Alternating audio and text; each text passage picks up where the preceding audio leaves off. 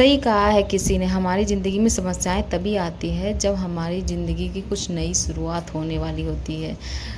तो hey guys, welcome back to my channel. आप सभी का मेरे इस न्यू ब्लॉग में स्वागत है। तो गाइस, सुबह की शुरुआत हो गई है, जैसा कि आप लोग देख रहे हो। तो मैंने नहा धोआ के यहाँ पे पूजा पाठ करने के लिए आ गई है और मुझे बहुत ज़्यादा खुशी महसूस हो रही है गाइस। यहाँ पे जब मैं यहाँ पे सुबह आती हूँ, सुबह उठ ससुराल आती हूँ, तो मुझे पूजा पाठ करके उसके बाद फिर खाना वाना बनाओ, तो अंदर से बहुत अच्छी पॉजिटिविटी आती है अपने अंदर ही, कि मैं बहुत मतलब अलग ही सुकून आता है मुझे। ठीक है। तो वैसे मैंने पिछले ब्लॉग में मैंने आप लोग को बताया था कि मैं मुंबई से दिल्ली आने वाली हूँ, यानी कि मैं अपने ससुराल आने वाली हूँ। तो यहाँ पे ससुराल आ गई हूँ और फिर यहाँ पे आने के बाद सारी जिम्मेदारियाँ मुझे आ जाती है, सारी जिम्मेदारियाँ निभाना होता है, सब कुछ करना, फिर बच्चों को भी संभालना, और टाइम कैसे बीतता है मुझे खुद ही नहीं पता चलता। यहाँ पे मुझे पढ़ाई का भी टाइम निकलना बहुत ज़्यादा मुश्किल हो रहा था गाइस, हो रहा है, क्योंकि माधव के पापा भी आए हुए हैं, और फिर माधव के पापा आए हुए हैं फिर घर में इतने सारे फंक्शन भी हैं, जैसे कि अब देखो इंडिपेंडेंस डे आने वाला है, और फिर रक्षाबंधन भी आने वाला है। तो फिर मुझे मैके भी जाना होगा इस बीच में, तो उसी सब की चीज़ की तैयारी हो रही है। और जब एक जगह से दूसरी जगह जाओ ना, तो माहौल बहुत ज़्यादा चेंज हो जाता है, फिर वहाँ पे आपको एडजस्ट करने में बहुत ज़्यादा टाइम लगता है। तो कैसे मैं मुंबई में बहुत दिनों से, मतलब 1 साल मेरे को कंप्लीट ही होने वाले होंगे, मतलब हो गए होंगे 8-9 महीने मैं वहीं पे थी। वहीं पे मैं अपना जो मेरा डेली रूटीन था वही बना हुआ था, मतलब नहाना धोना और माधव के पापा को मतलब ऑफिस वगैरह भेजना, खाना बनाना, और फिर मैं अपने वही स्टडी टेबल पे बैठ जाती थी। तो यहाँ पे कुछ ऐसा रूटीन बन नहीं रहा, कुछ समझ नहीं आ रहा है यहाँ पे, मतलब मन नहीं लग रहा मुझे। फिर भी मुझे अपने अपने सपनों के लिए थोड़ा बहुत तो मुझे एडजस्ट करना पड़ेगा। तो देखते हैं, जैसे ही माधव के पापा मतलब यहाँ से मुंबई जाएंगे, शिफ्ट होंगे, वहाँ पे जाएंगे, तो फिर मैं अपना जो डेली रूटीन है मैं अपना एडजस्ट करना स्टार्ट कर दूँगी। आप कहीं भी कुछ भी देखना, जैसे कि आप एक जगह से दूसरी जगह जाते हो, तो वहाँ पर एडजस्ट होने में बहुत ज़्यादा आपको टाइम लग जाता है। फिर आपको मन को स्थिर करना पड़ता है, मन को बताना होता है कि नहीं, अब आप तुम्हें करना ही होगा। तो वही मेरे साथ हो रहा है। नाशपाती थोकी चाहिए, अभी दे रही हूँ। दादू खाएंगे? दादू मांग रहे थे, जाओ दादू के देखे आओ। सही से जाओगे ना? ओके, जाओ।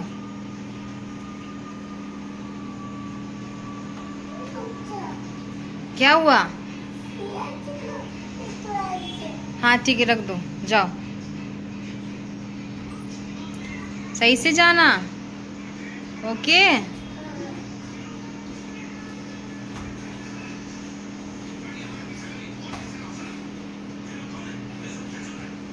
ओके। एवरी हाउस वाइफ की ये प्रॉब्लम बहुत ज़्यादा होती है गाइस, कि जब हम हाउस वाइफ जो होते हैं जॉइंट फैमिली में होते हैं, तो बहुत ज़्यादा अगर आप अपने लिए कुछ टाइम निकाल रहे हो तो बहुत ज़्यादा मुश्किल हो जाता है टाइम निकालना।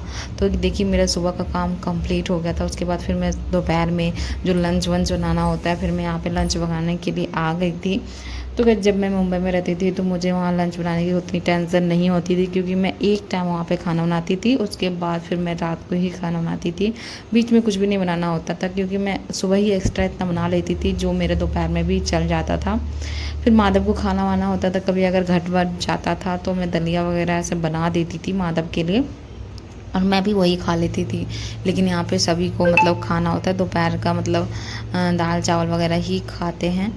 तो यहाँ पे भी मैं वही बनाना स्टार्ट कर देती हूँ। बहुत ज़्यादा मतलब प्रॉब्लम हो जाती है गाइस मुझे, मतलब यहाँ पे टाइम निकालना, फिर अपनी पढ़ाई के लिए टाइम निकालना। बस एक चीज़ यहाँ पे अच्छी होती है गाइस, कि यहाँ पे जो माधव को संभालने वाले होते हैं वो मतलब उसके चाचू बुआ सब हो जाते हैं, तो माधव की तरफ से मुझे कोई भी प्रॉब्लम नहीं हो पाती होती है।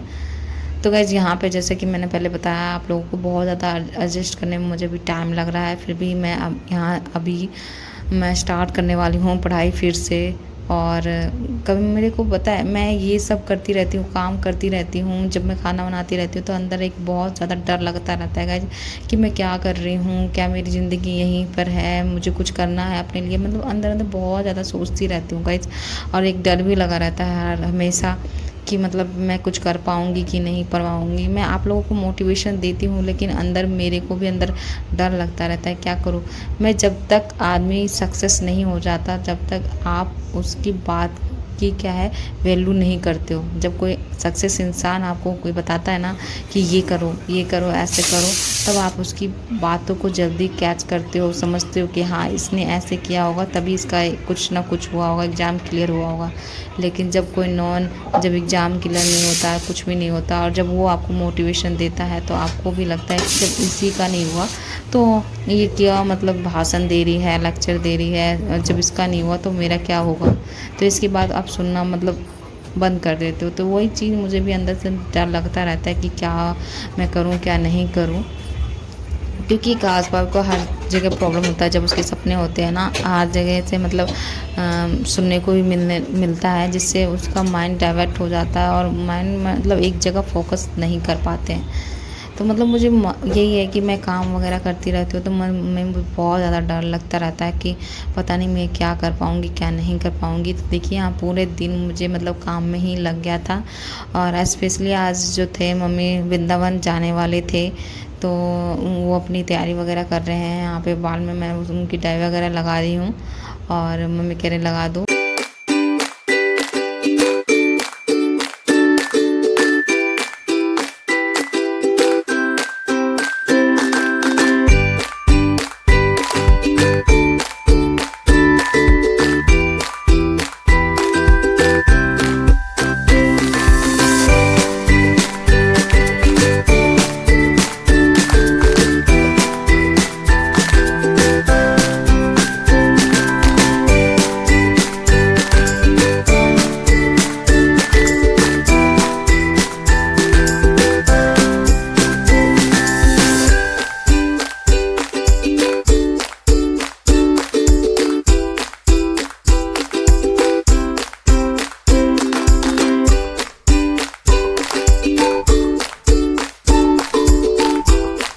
तो फ्रेंड्स मेरा घर का सारा काम कंप्लीट हो गया था। तो यहाँ पे मैं जो है कपड़े फ़ोल्ड वगैरह कर रही हूँ। कपड़े भी सारे धुले हुए थे, उसी को मैं फ़ोल्ड कर रही हूँ।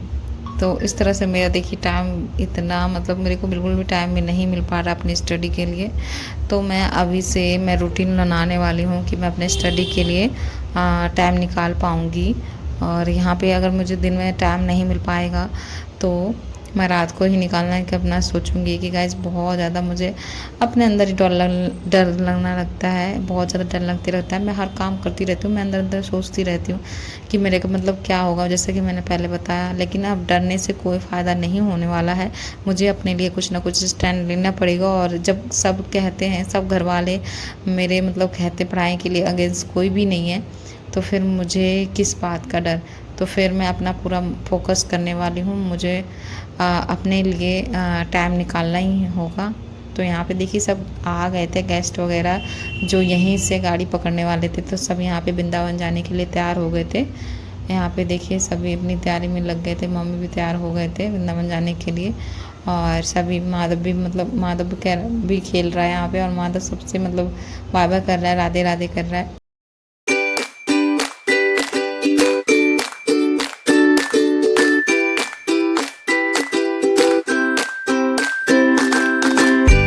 तो गाइज़ अगर आपको अपने सपने पूरे करने हैं तो आपको अपने लिए कोई ना कोई स्टैंड ज़रूर लेना पड़ेगा, तभी जाके आपके सपने साकार होने वाले हैं। तो गाइज़ नेक्स्ट वीडियो में मैं अपने पढ़ाई से रिलेटेड अपने वीडियो डालने वाली हूँ, और फिर मैं अपने स्टडी पे ध्यान देने वाली हूँ, और मैं 8 घंटे की स्टडी चैलेंज करने वाली हूँ। अगर आप लोग को मेरी वीडियो अच्छी लगती है तो प्लीज़ कमेंट करके अपनी राय ज़रूर बताया करिए कि क्या आपको अच्छा लगता है क्या नहीं अच्छा लगता है। मुझे बहुत ज़्यादा मोटिवेशन मिलता है जब आप एक कमेंट करते हो, एक लाइक करते हो मेरी वीडियो को, क्योंकि गाइस अपने टाइम को निकालना और एक हाउस वाइफ के लिए बहुत ज़्यादा मुश्किल हो जाता है। लेकिन फिर भी मैं आप लोगों के लिए ये 9 से 10 मिनट की वीडियो लेके आती हूँ। मैं आप लोगों को एंटरटेन करती हूँ, आपको मेरी लाइफ से जानने के रिलेटेड बहुत कुछ मिलता है। तो आप लोगों का एक लाइक और एक कमेंट मुझे बहुत ज़्यादा मोटिवेट करता है। तो प्लीज़ एक लाइक और एक कमेंट कर दिया कीजिए, और अगर आप मेरे चैनल पे नए हो तो ज़रूर से ज़रूर सब्सक्राइब कर दिया करो, जिससे मुझे बहुत ज़्यादा मोटिवेशन मिलेगा गाइज। तो यहाँ पे देखिए सभी जाने के लिए तैयार हो गए हैं, रेडी हो गए हैं, और सब यहाँ घर से निकल दिए हैं। तो यहाँ पे देखिए माधव अपनी बुआ से बाय बाय कर रहा है, और माधव कह रहा मैं भी जाऊँगा, मैं भी जाऊँगा। मैं कह रही नहीं बेटा नहीं, मैं साथ में चलूँगी तब आप चलना। तो यहाँ पे देखिए माधव भी जा रहा है पीछे पीछे। तो गाइस बाय बाय।